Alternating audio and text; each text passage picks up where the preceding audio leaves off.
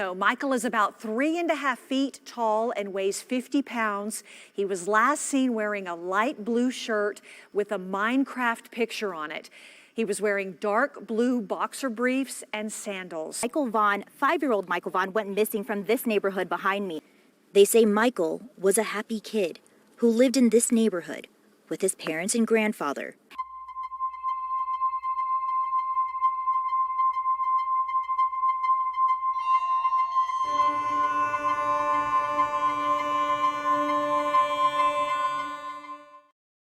Michael Vaughn, nicknamed Monkey, was last seen at around 6:30 p.m. on July the 27th, 2021. Michael was 5 years old when he disappeared. He was last seen on the evening of July the 27th, 2021.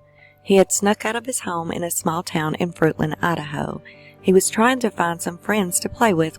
They did not hear him leave, and they believed that he must have gone out the garage door because their front door did make a lot of noise when it was used.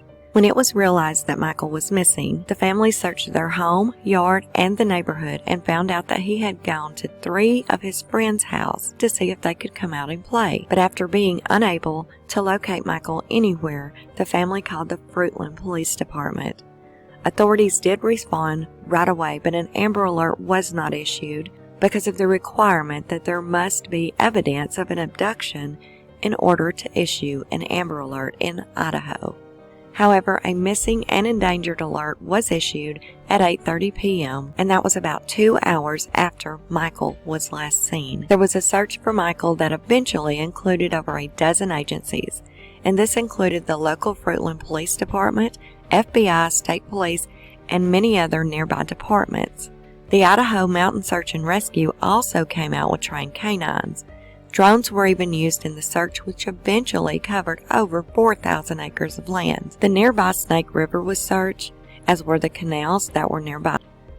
And in August of 2022, Washington State's Homeward Bound program joined those that was working to find Michael. Michael's disappearance led to the creation of a new law in Idaho known as Monkey's Law, and this was signed into law by Governor Brad Little on Wednesday, April the 27th, 2022. The law established a new emergency alert system to be used parallel to the Amber Alert. Over 1,500 tips have been received by police in the case, and there have been dozens of interviews conducted. But Michael has still not been found. Now, new information in the case did begin surfacing in mid-November of 2022 when it was reported that a woman named Sarah Wondra had been arrested and her property was being searched. This is what we know so far on these new discoveries. According to information provided by the Fruitland Police Department sometime before September the 11th, they received credible information that the remains of Michael Vaughn could be found in the backyard of a home that was located at 1102 Red Wing Street in Fruitland.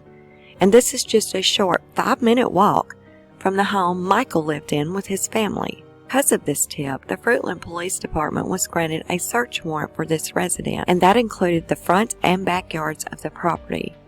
Now, it should be noted here that it has been said that the information or tip that was received and pointed the police to the residence came from someone who resided inside the residence at the time of Michael's disappearance. According to the Fruitland Police, the search warrant was served in the late evening hours of Friday, November the 11th, 2022. While serving the warrant, police detained Sarah Wondra and booked her into the Fayette County Jail because they believed there was probable cause to believe that she had prior knowledge of Michael's death and she failed to report it to the authorities. Court records show that Sarah Wondra was officially charged with 1 felony account of failure to notify or delaying reporting of a death the following day on November the 12th. Also, I believe it is important to note that the charges with which Sarah Wondra had been charged with are felony counts of failure to notify or delaying to report a death to authorities,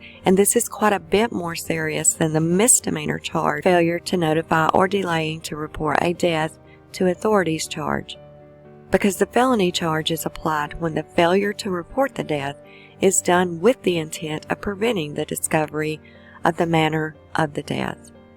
And this carries a much longer sentence. It was also reported that in the affidavit, which was a public document for a very short time before it was sealed by the court that Sarah Wondra made statements alluding to Michael's body being buried in her backyard or a neighbor's backyard, speaking to police at the time the search warrant was served.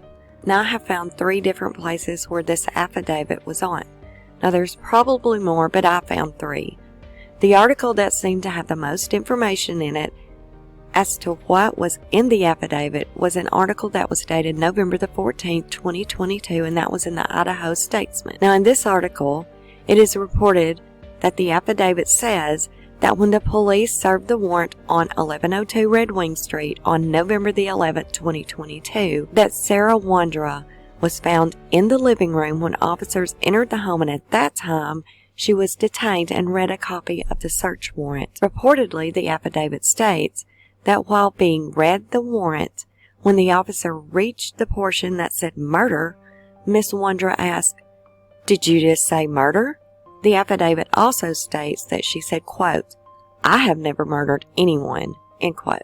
It goes on to say that Wondra maintained that she had definitely not killed that boy, and also said, "The Most High God already told me who did it." This document also reportedly states that she went on to say, "Oh, wow, the Most High God just told me that Stacy was the one who killed him and buried him in the yard of a neighbor's house."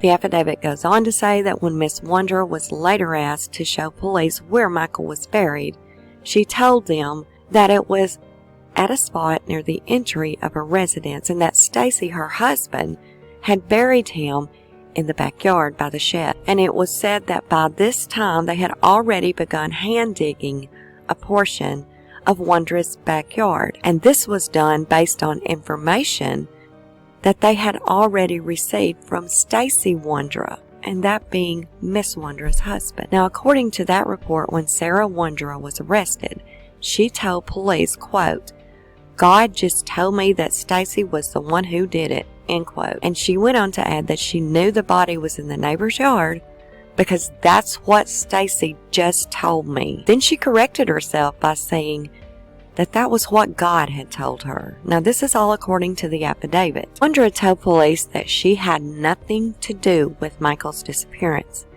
and that Stacy, her husband, had buried Michael in the backyard by the shed, but that he wasn't the one who actually harmed Michael. She instead said that the man she only named as Adrian had been the one that had done it, and he was scared to tell anybody. Now, it does not say when the police spoke to Stacy Wondra, but reportedly, he has been in jail since May of 2022 on other charges. But all of that being said, it does make me wonder if it was maybe Stacy that was the one that gave the police the credible tip and information that led them to the house.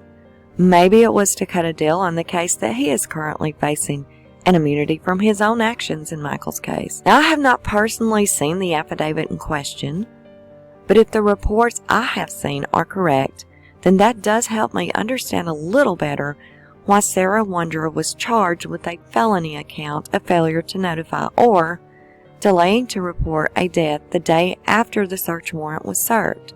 Now, even though there had been no body found, and until this search warrant was issued, Michael was still listed as a missing person. If she made these statements to the officers serving the warrant, statements themselves would implicate her as having had information about Michael's death that she did not report. So the next day, the Idaho State Police, Fruitland Fire Department, and the Idaho Mountain Search and Rescue began a very thorough excavation of the backyard of the residence on Red Wing Street. And I think it should be noted that it was not owned by Sarah or Stacy Wondra. They were renting the property. Now, during the search, multiple search and rescue dogs were used, as well as the deployment of ground-penetrating radar, and it was later revealed during the press conference given by Chief J.D. Huff that the dogs had alerted them to potential human remains, and the radar did show disturbances in the soil. Heavy equipment was brought in to dig down to 4 feet into the soil of the yard, removing over 250 yards of soil.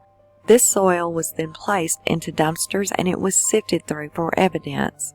On Monday, November the 14th, an arraignment was held in the case, at which time Sarah Wondra did not enter a plea, but she did say that the charges against her were not correct. And when the judge explained her rights to her, she told him that she did not have any reason to be silent because she had done nothing wrong. Now, at the arraignment, there was also a waiver of extradition entered. A bond of $500,000 was set. The requirements that if she were to post bail, she would be required to be electronically monitored while awaiting her next hearing. The state had asked for a $1 million bond, citing a previous firearm charge that she was already on pretrial release for, but the judge instead agreed with the defense's request for reduced bond.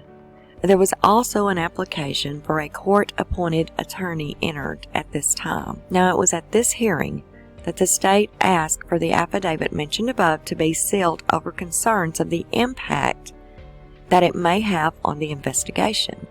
And the judge did grant this, saying that there were risks to harm a person should this information be released publicly. A motion for a mental health exam was entered, and the judge ordered a mental health evaluation later that afternoon. On November the 17th, a mental health evaluation was filed with the court. As the records had already been sealed at that time, we do not know what was reported in this evaluation, but we do know that on November the 21st, the judge determined that Sarah Wondra was mentally unfit to proceed with the case, and her court date was postponed, setting a status conference for December the 23rd and ordering Sarah Wondra to be committed to a mental health treatment facility. And according to the Idaho law, she will remain in the Department of Health and Welfare custody for up to 90 days or until it is determined whether she is fit to stand trial. Chief Huff said at that time that their investigation had led them to believe that Sarah Wondra may have knowledge of Michael's death and she failed to report it. He also said at that time that they did not believe that she was the only person with this knowledge and that they would be seeking out other people. It was later reported that the police were wanting to speak with two other men who had been residing in the Wondra home at the time of Michael's disappearance for questioning in this case. And on December the 1st, the Fruitland Police Department released an update. This update stated, at that time they believed there were 4 individuals involved. They said Sarah and Stacy were already in custody and that they were looking to question these 2 other people named Brandon Shirtliff, 30 years old, of Kona, Idaho, and Adrian Lucien, 32, of Toledo, Idaho. Both have been located and spoken to by police. And while neither have been arrested or charged at this time, I really would love to know what they had to say. Now, this is just something that I found that was interesting to me. Less than a week before being named by police as someone they needed to speak with in Michael's disappearance, Shirtliff did an interview with a YouTuber about Michael. And in this interview, he said that he had never heard Wondra's mention of the bonds at all. He said the only time they mentioned them was one day they stopped the car and said that there was somebody missing in the neighborhood. It was kind of weird to stop the car just to mention something like that.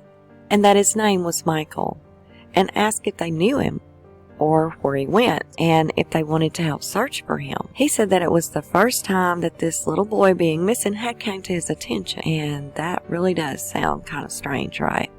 He went on to tell this YouTuber in this interview that he was with Sarah and Adrian the day Michael went missing and that Stacy was left alone at the residence. In early December, police in Fruitland, Idaho revealed that they had searched a neighboring home to the one that was being excavated a month earlier with ground-penetrating radar and cadaver dogs, with the permission of the owners, but had still not been able to find little Michael's body.